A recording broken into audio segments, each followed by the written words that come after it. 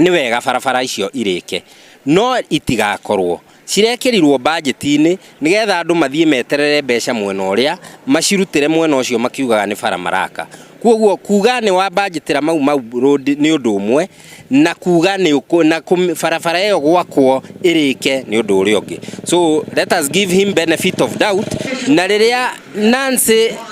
Auditor General ona ni uria mbeca ihuthikite uru ri thirikari ino ndirespondaga riria Nyakango budget controller auga mbeca citiraerekerio kuria kwina priority ri we are not budgeting based on priorities of the citizens of Kenya andu thirikari ino ndiaragia so no tuthondeke budget njega uguo turathondekire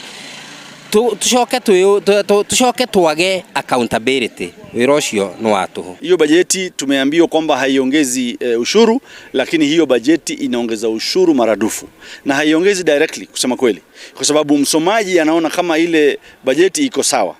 lakini behind the budget there is something called the finance bill. Ile finance bill inasema kwamba haiongezi ushuru directly, inaongeza ushuru kwa sectors za